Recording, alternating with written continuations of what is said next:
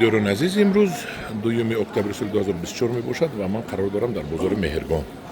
روز چهارم یعنی پس فردا من با تکلیف وزارت کشاورزی ترکیه و دستگیری وزارت کشاورزی تاجیکستان با سفر دارم به ترکیه در اشتراک در یک از نمایشگاه‌های کلان و بعد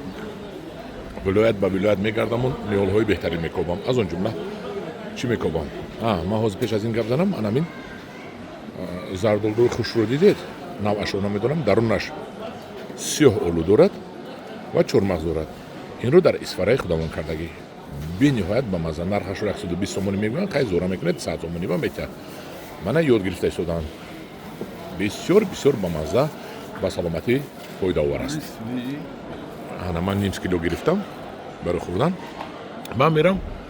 میبیارم از ترکیه کوفته میبیارم چهارمغز فندق هم به مانند است. فندق اتم کنی اکا فندق چهارمغز نه این فندق نیست. فندق ندارد می بزرگ نیست یه هم چیزی کم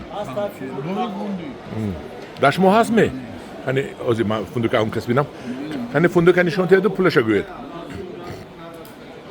hani fındık atan nişan teyde narxaşa göğet این نخودای کو اکا این خیلی فندق نه کات کاتش کنی خب خلاص فندق دانش این توزه کردگی میبخشید این مغز فندق این چند پولی مغز فندق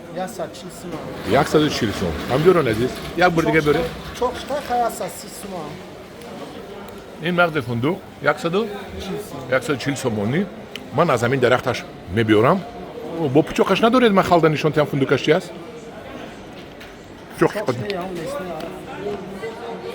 هم دارن بسیار با مزه تخمینا همه خیلی است تخمینا همه خیلی ماننده ای مدتر تخمینا همه خیلی فندق در نوحه رشت بسیار بوغش رو آباد کردن و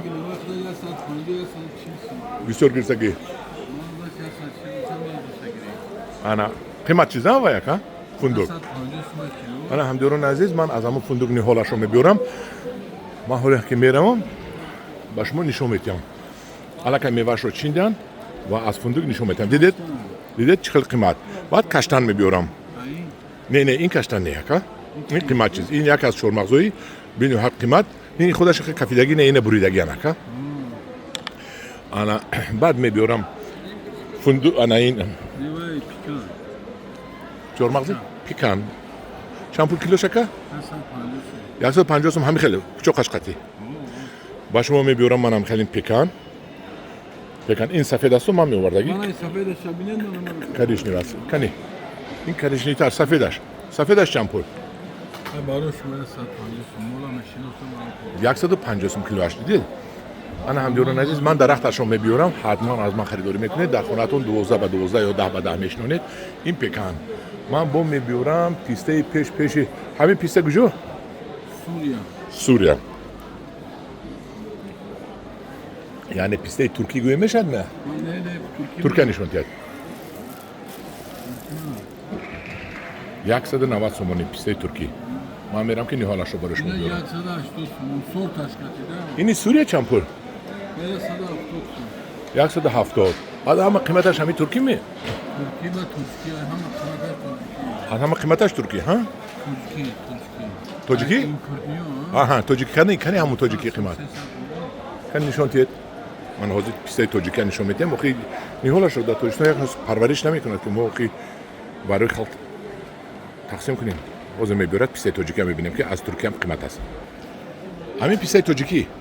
این اگجا آوردن این پیسته نازه این پیسته سراغ کجا سراغ میگن ایلاک میکنن تا که ایلاک ارزون میفروشیم درست دیگه این جدو کدگی درست از کدام نوعی میبیارن درستش ما میخریم این کیلوش چند پول 250 سوم هم درون عزیز این 250 اینش 120 سوم سوم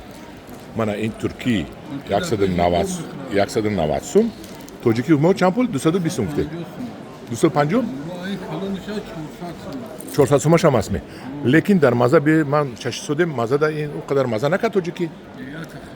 تاندوری این بیرون کده که سالکه